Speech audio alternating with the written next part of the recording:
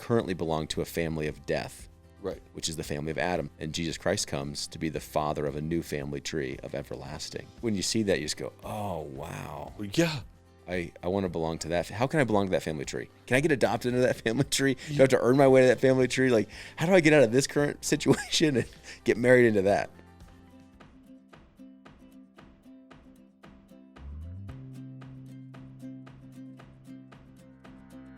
Welcome to The Weekly, a podcast brought to you by Calvary Bible Church. I'm your host, Jay Ewing. So thankful you're tuning in here to the... I'm already lost.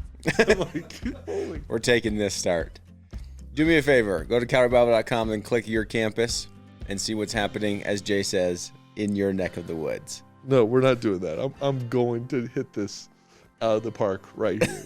Welcome to the week. Oh my God, it's right there.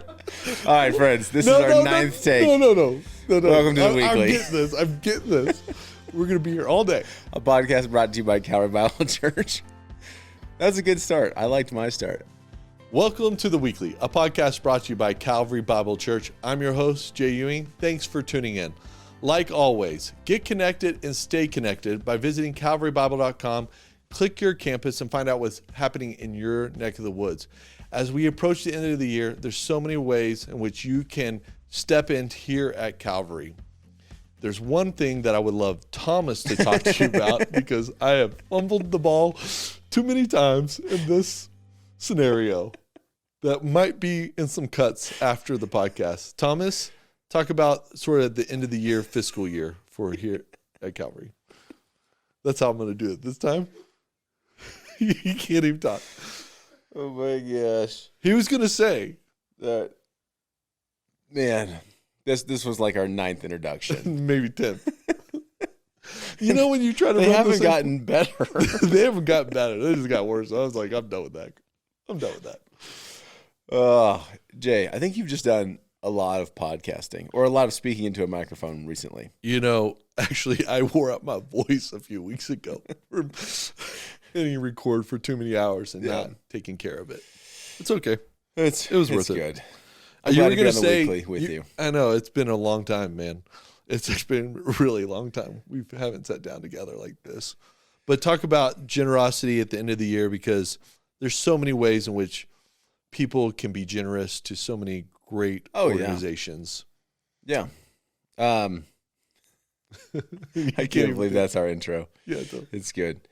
So what Jay would love to share with you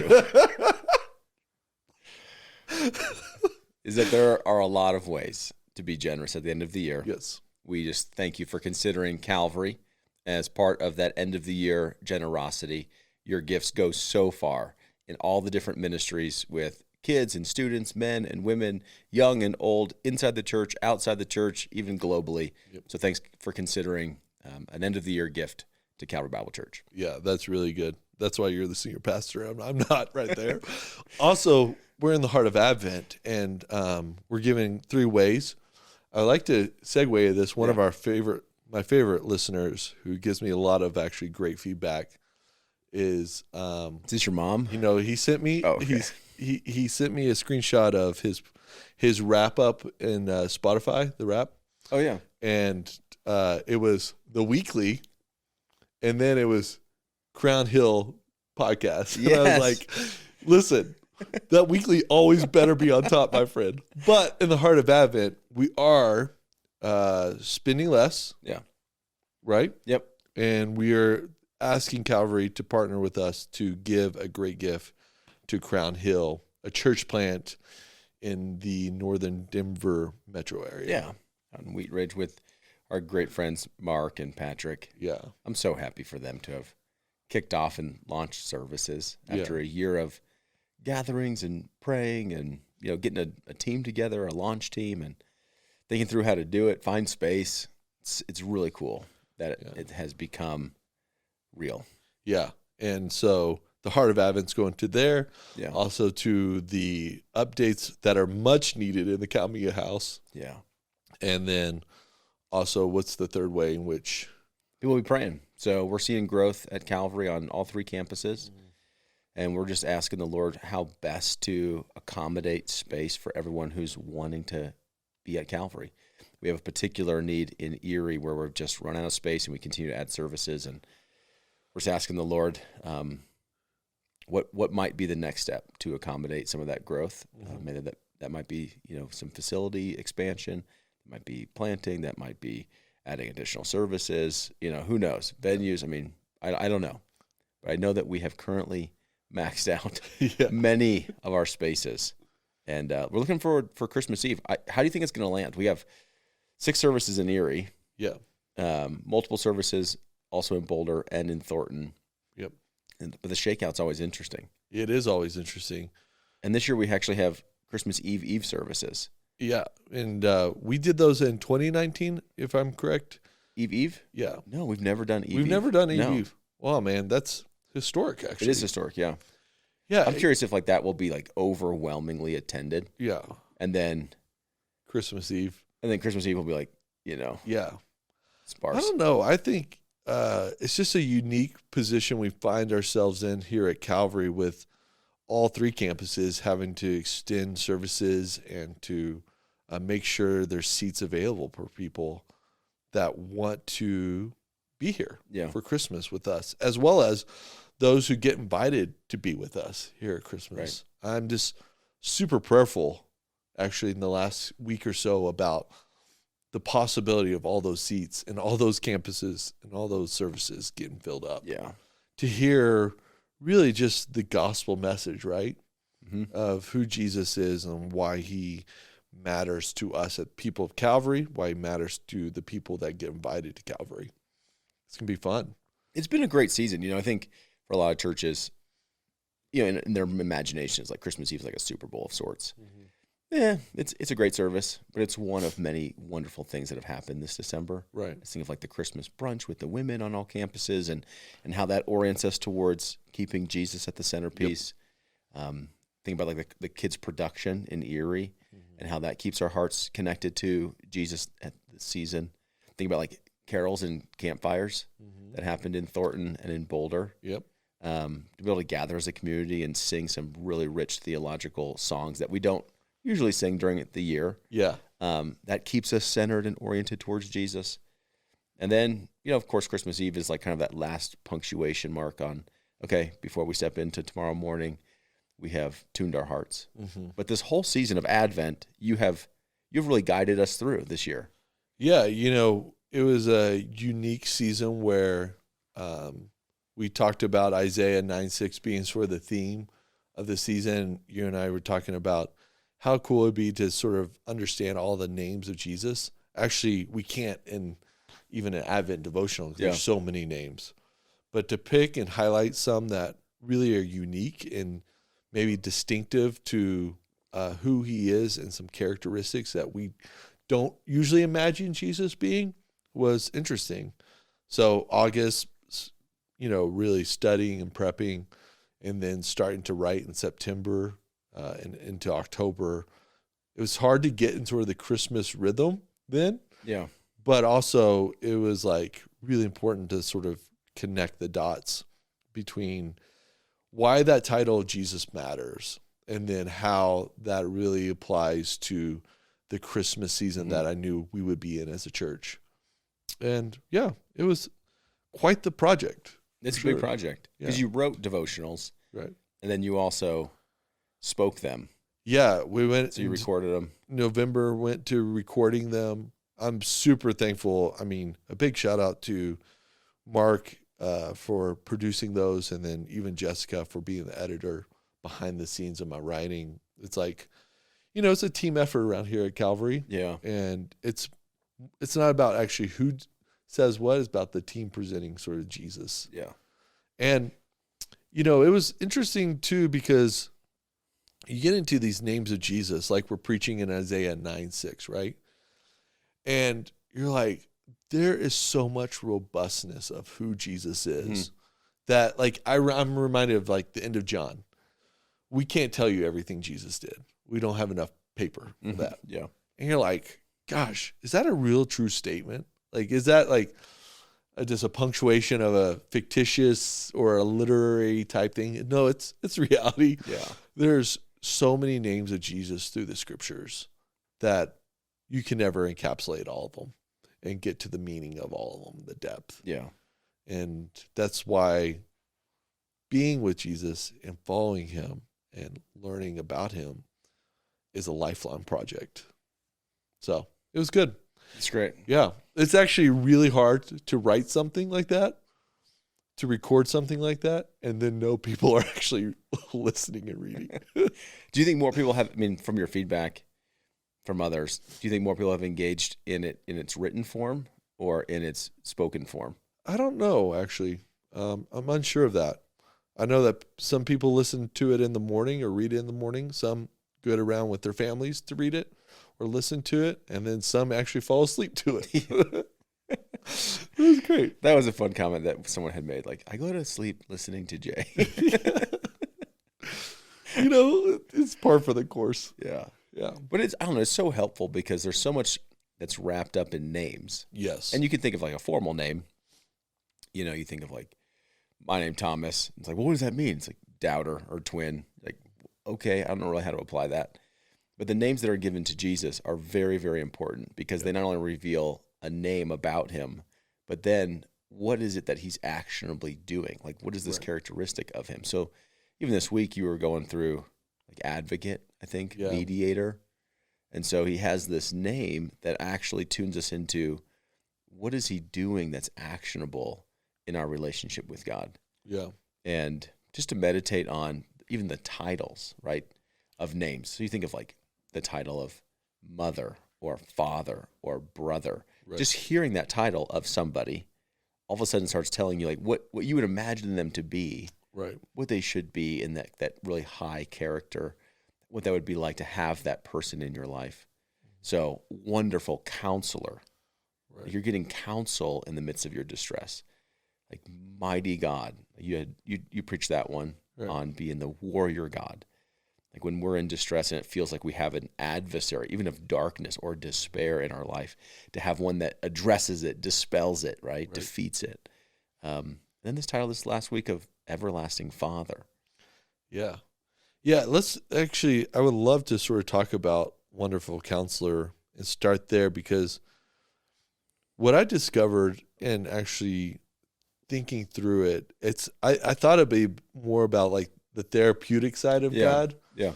Of like where he counsels us. You know, so many people in our culture have these really wonderful opportunities to meet with counselors to actually unearth and unpack some things that are going on in life. And I thought that would be the title.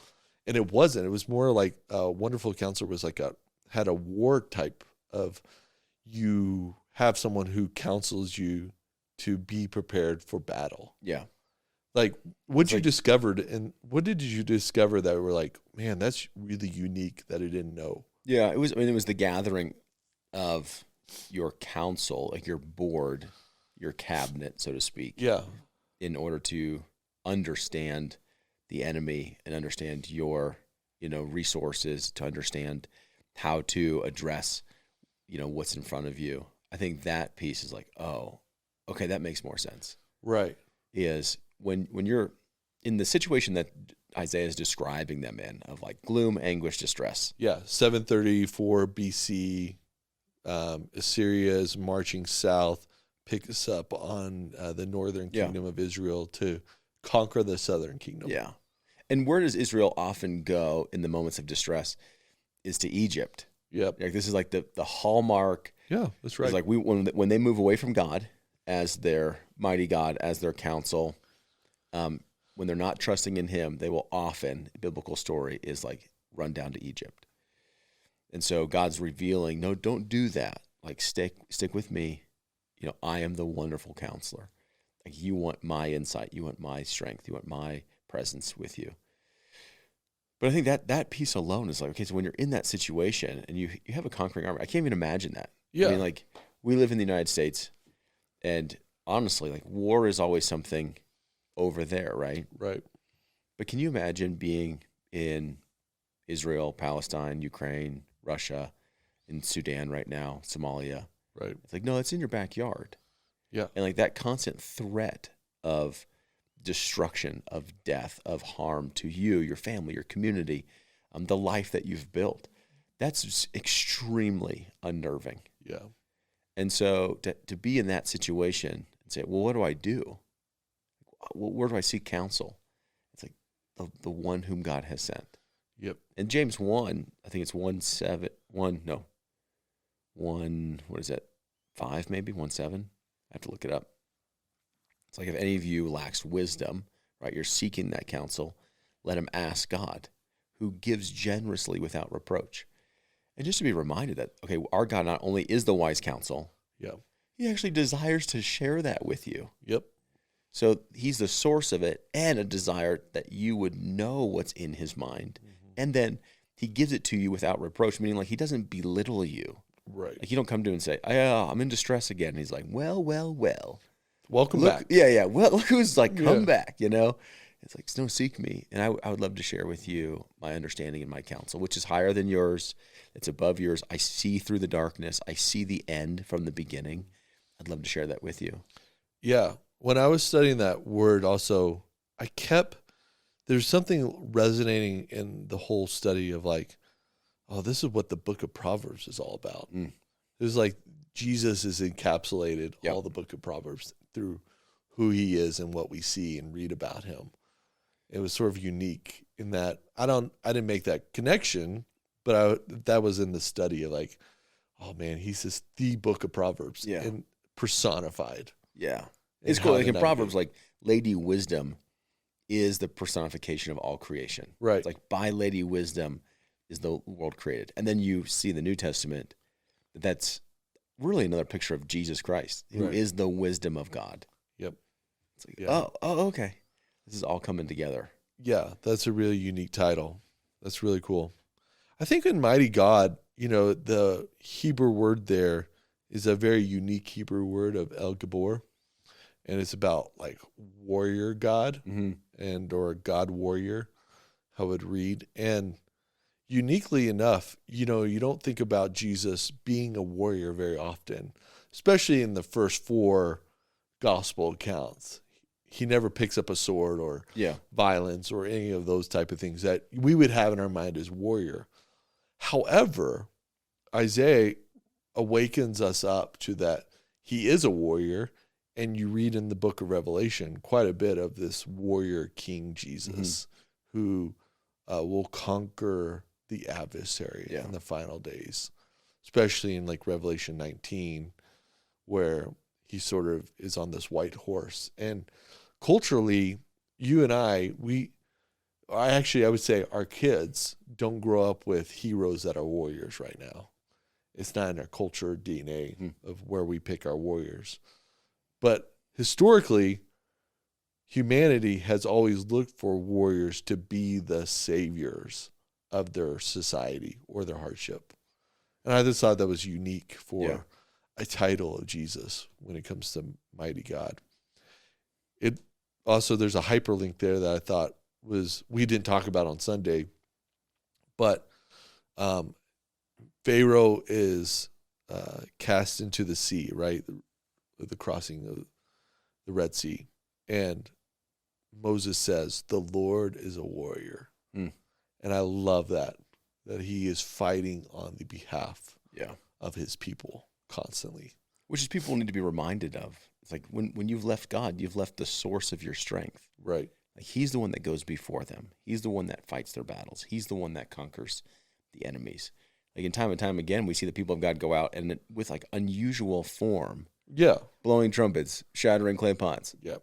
Like allowing even the enemy itself to turn on one another. Right. And without ever drawing a sword, they're defeated. Right. And it's like, it's a reminder that it's God who fights our battles. It's actually not us.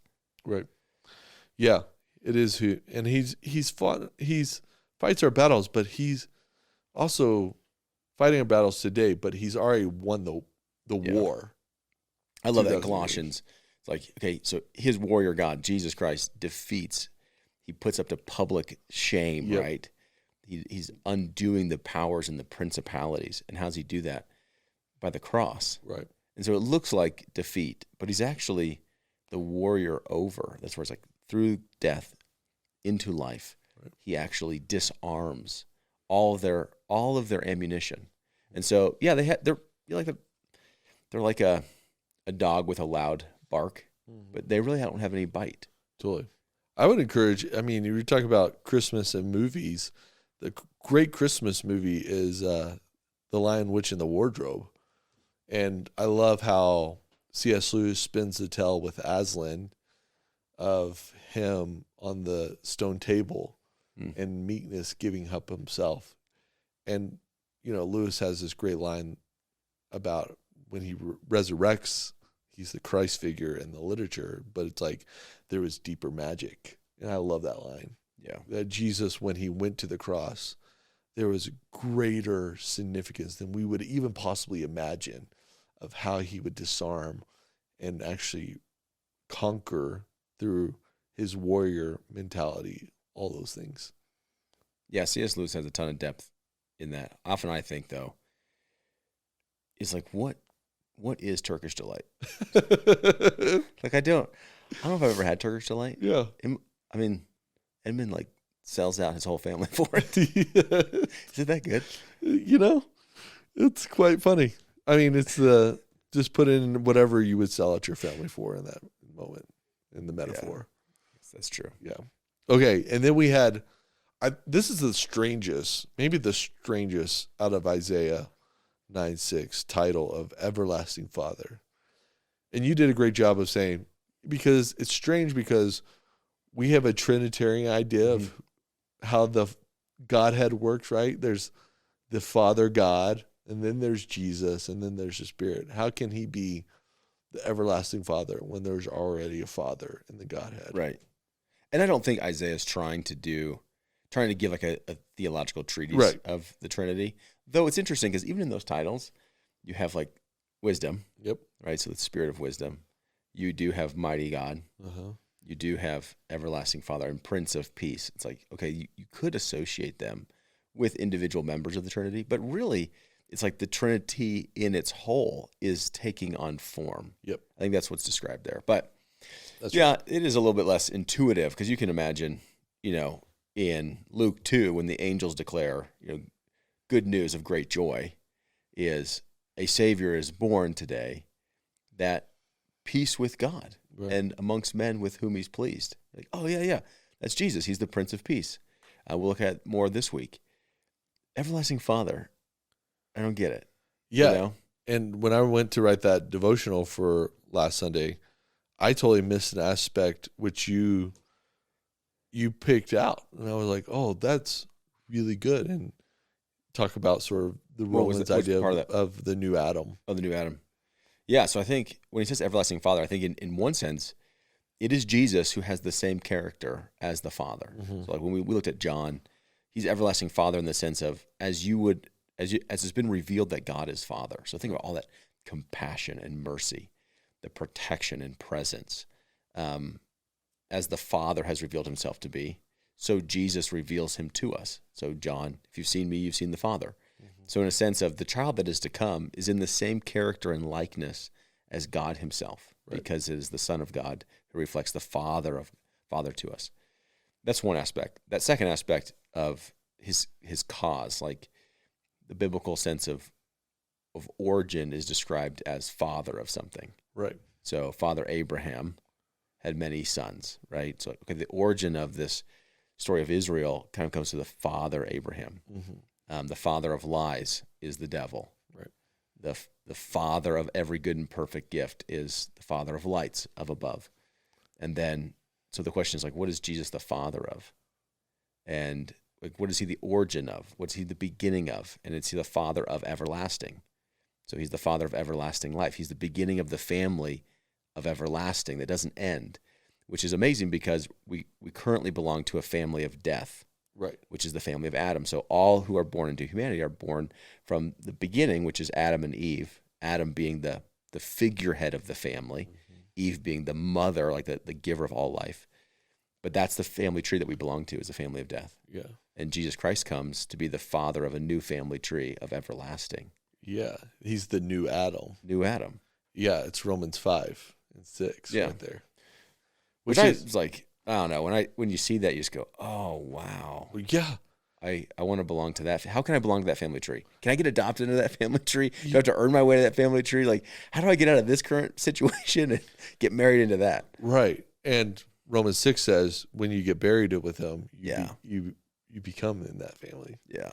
And, which is baptism, right? Which we right. celebrate. It's like the immersion into that family is through being immersed into the death and resurrection of Christ. Yeah. It's incredible. When you said that in the hallway, I was just like, oh man, I missed it. And oh man, that is incredible that he is our new father in the new Adam of bringing everlasting life. And that was just like maybe the best highlight of my Christmas season this year of the titles of Jesus. Is like, man, Jesus is pretty incredible when you talk about all these titles and you study all these titles and these aha moments, just like, dang, the depth of him is you cannot search to the truest depth, right? Just these brilliant ideas and titles and characteristics of Jesus that make you worship him in the Christmas season. Lead to worship. Yeah.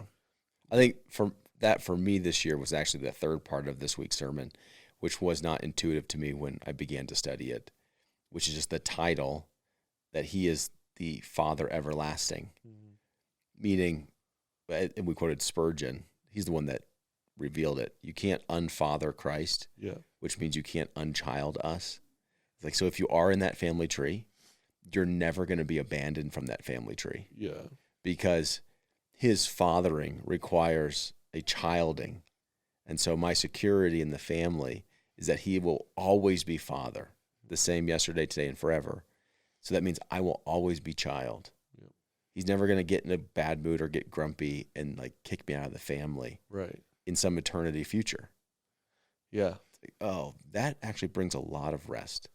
That's cool. That's really think about the kids, you know, when the family unit feels at rest. It's like, I'm secure in my mom, I'm secure in my dad, I'm secure in my family. It's okay. Like, yes, that's what it is to be in Christ. Yeah. Oh, that's a really good message for the Christmas season. I want to talk about sort of this idea of Advent, sort of changing pages. I just heard recently John Eldridge actually had this quote. He said, if you're not thinking about the second Advent 50% of the time in Christmas season, then you're missing the wholeness of the story of Christmas. And I thought, man, what a good statement to waken up the imagination. You know, we spend a lot of time talking about the first Advent of Christmas every year. Whoa, almost knocked down the tree. Let's talk about the second Advent. Yeah. How does sort of the Christmas season prepare us for his second coming? Well, first and foremost, I think about it often because my kids are always playing Forrest Frank. Yeah. Jesus is coming soon. Yeah, that's it's right. Like on the playlist. Yeah. On the regular. That was sort of somewhat of a joke. I mean, Forrest Frank was in my rap as the top artist because I share Spotify with my kids. I think what it does for us, at least what it does for me, there's a lot of things. But you're still living in the land of the dying. Mm-hmm. Like that's where we currently are, right? Dwell intense. Yep. And it's like, well, the whole world is pretty spun up. Yeah. It's actually the opposite of these names. It's confused. It's fragile. It feels uncompassionate. And there is no peace. Right. Like you just read the news, like all this distress. But the call for those who look back at the Advent and really look forward to the Advent is actually the shaping of how we live as the present people of God within the current age that we're within. Right. And so it's like, well, I'm not going to live the same way the world lives, all like anxious and running around, angry and afraid, instigators of conflict. It's like, no, I choose not to do that because you know what's coming. Right. You know, it's just imagine if you know what's coming, even if you don't know how it's going to come, but if you know what's coming and the certainty of what's coming, it allows you to have an endurance through the present troubles. Mm-hmm. And so that's why, you know, when Isaiah gives this great prophetic word of hope in the Lord, this is certain. that's to shape them as the people of God in exile. Right. And so now we have the rear view mirror certainty. And it's like, okay, if that was fulfilled, we can most certainly have the confidence that he will return again as promised. And so that is given to us to shape us how we live in our present exile, which honestly, Christian, for me too, that's why it's like eyes on Jesus, is he is the steadying one in my life through all of its troubles. Yep. And you can have a fundamentally just different Christmas, New Year, family, marriage, friendships, community, if you know that. It is distinctly different. Yeah. It speaks to me with the second advent is I need to be prepared. Jesus gives a lot of parables about those who are not prepared and those who are. And, my Bible reading starts over in December 1 because that's the church year start. I like it. I know. You always smirk every time I say that every year. And my Bible reading actually started in the book of Revelation this time around. And it started at sort of the middle half of 19 and 20. And it was like a really wake up moment, like the alarm. Like, am I prepared? Am I ready? Am I expecting each day, living my day, knowing that he is returning? And live in expectation. Not only did Isaiah live in expectation of the first advent with the destruction on the way to Jerusalem, but we are living in expectation of the second advent. And that word prepared just comes to mind this Christmas season as I anchor into who Jesus is. And so often I don't live prepared, right? Yeah. I don't expect him to arrive tomorrow or even maybe this afternoon. And I need to live in a way that keeps my eyes looking for his arrival. Yeah. And I guess what easily comes to my mind is Jesus' warning of how we begin to drift into not being prepared, right? And so one of those things is we get discouraged. Yeah. Like, it's a long time coming. He's been a long time away. Let's take matters into our own hands, or let's settle in for a while. Or we get distracted. Like, the invitation is come to the feast. It's, I got business to take care of. I have some investments I need to pay attention to right now. Or lastly, I just have failed to tune the lamp, so to speak, or to add to it. Yep. And I ran out of oil. Yeah. So when the bridegroom was announced, I wasn't ready to light my lamp and go in with him. Gosh. Yep. So true. So, and that, there's so many ways in which we can get discouraged in what we consider delay, or we cannot attend to our lamps, so to speak, of filling us with newness each day, or even get distracted with so many concerns of the world that we lose our attention on the Lord. That's right. So that's right. May it not be so for us. That's right. Well, Calvary, I'm so thankful as we wrap up the year with you. Thomas, thanks for your time in the Advent season as we talk about the names of Jesus, talk about Isaiah 9:6. We hope that you're meditating on the scriptures with us each day.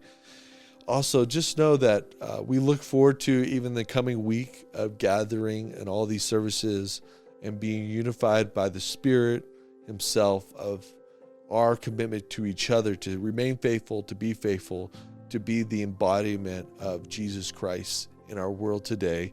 I look forward to those candlelight services, lighting the candles at the end. It's going to be great. Singing some great carols, opening up the scriptures, and anchoring our hearts on who and why Jesus came. Looking forward to it, man. Thanks, Jay. Yeah. Thanks for the year of podcasting. Yep. Thanks for all of your contributions and work on the Advent calendars and seasons and devotionals. It's meant a lot for us. Yeah, man. Thank you. Calvary, like always, visit calvarybible.com. Let us know how we can be praying for you. We're a praying church. We love to be praying for you. Step in there, submit a prayer request. Above all, just know what a great year the Lord has given us here at Calvary in 2025. He has done some incredible work and deeds among us. It's for his glory and his glory alone. And we look for another year, 2026, as we turn the corner, as we journey back into the Gospel of John, and we become the people of God, once again, who live faithfully prepared for his second return together. Don't miss out on that. Make sure you're in community here at Calvary in 2026. Make sure you're faithful to reading his word and praying, and we look forward to encouraging one another. Have a great Christmas season. Merry Christmas, and see you in the new year.